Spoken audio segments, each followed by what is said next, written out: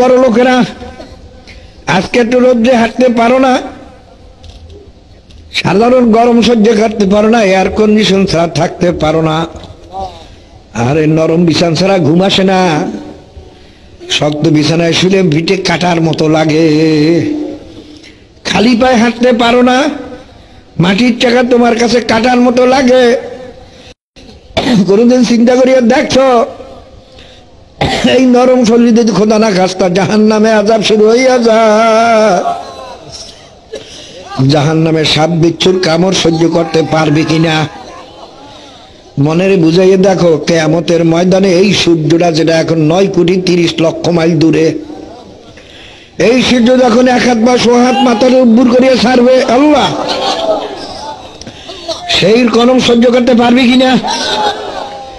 এখন তো রোদ্রে বাইরেও না, কাল রোদ্র সহ্য করা যায় না, কিয়ামতের ময়দানে সহ্য কেমনে করবি? ফাইযা শাক্কাতিস সামাউ ফাকানাত ওয়ারদাতান কাদ্দিহান, সিংহায় ফুৎকারের সঙ্গে সঙ্গে যখন আসমান টাস টাস করিয়া ফাটিয়া 2 ভাগ হইয়া যাইবে, সূর্য 1 হাত বা 100 হাত মাথার উপরে উপরে মাওলা ছাড়িয়ে দেবেন। এখন সূর্যের বুক উপরের দিকে, পিঠ নিচের দিকে, বাবা 9,30,00,000 মাইল দূরের থেকে সূর্যের পিঠের গরম। তারপরে তফসিরে লেখে 70,000 ফেরেশতা সব সময় সূর্যের উপরে বরফ ছিটাইতে আছে, যেন সূর্যের পিঠের পূর্ণ গরমও জমিনে না লাগে। বাবা বৈশাখ জ্যৈষ্ঠ মাসে, আষাঢ় শ্রাবণ মাসে, ভাদ্র মাসে এই রৌদ্রই সহ্য করতে পারি না। আল্লাহ,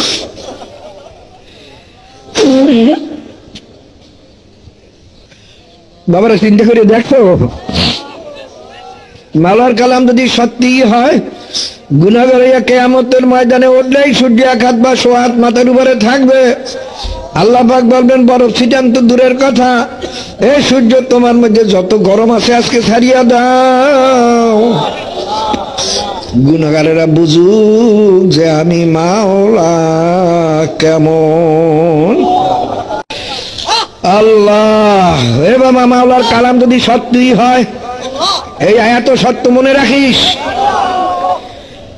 ইয়াউমা লা যিল্লা ইল্লা যিল্লুল আরশ, কিয়ামতের ময়দানে মাওলার আরশের ছায়া ছাড়া কোন ছায়া পাওয়া যাবে না। জমিনও আগুন, উপরেও আগুন, যাবি কই রে বাবার? মাওলা ডাক দিয়া বলবেন আইনাল মাফার, আজকে কোথায় ভাগ্যা যাবি? পারলে ভাগ্যা যা, দুনিয়াতে আমার হুকুম মানো না, ভাগ্যা গেছো। আজকে তো আমি হুকুম দিছি এই সূর্যের গরমের নিচে দাঁড়ানি লাগবে। আইনাল মাফার, এখান থেকে কে ভাগ্যা যাইতে পারো? পারলে যা। তবে মনে মনে চিন্তা করতেছে, কই এত নাফরমানি মাওলার সঙ্গে করি, কই মাওলা তো কিছু কয় না,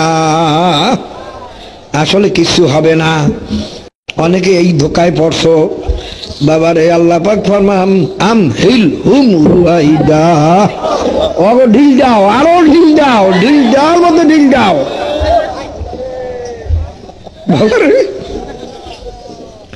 বড় একটা মাছ যদি বড়শিতে লাগিয়ে যায়, কোন বোকায় বাবা এক চোরে টান দেয় না, জানে জোরে টান দিলে হয়তো বড়শি ভাঙবে, অথবা সুতা ছেড়বে, অথবা ছিপ ভাঙ্গিয়া যাইবে, ওই হুইল ছাড়িয়া দেয়।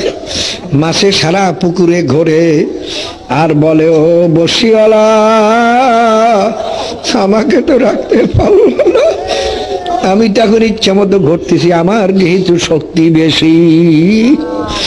বড়শিওয়ালা বলে, ও মাছ ঘোর ঘোর ঘোর ঘোর, আমি তোর মুখে বড়শি লাগাইয়া দিছি, ঘুরতে ঘুরতে যখন তোর পেটখানা ভাসাইয়া দিবি, আমি তখন তোরে উঠাইয়া ফেলাবো, আর থাকতে পারবি না।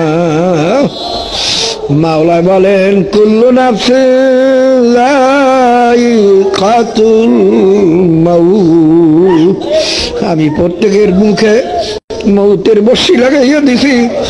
ঘর ঘর ঘর, যত বড় নাফরমানি কর আর আমি তো সাইয়ে সাইয়ে দেখতে আসি। আর দুনিয়ার বসি মাছে অনেক সময় সিরিয়া নিয়েও যায়, কিন্তু আমি এমন বসি লাগাইছি কেউ ছেড়তে পারবি না। আজকে ভাইরা আলেম ওলামাদের বয়ানে কোরআন হাদিসের জালে যারা উঠলা না, মাওলা কিন্তু তাদের জন্য টেডা বানাই রাখছেন আজরাইল সালামের হাতে। বাবারে যেদিন আজরাইল সালাম এসে কলজার উপরে টেডা মারিয়া কলজার রাতগুলো সিরিয়া সিরিয়া উঠাইয়া নিয়ে যাইবে, থাকতে কিন্তু পারবো না।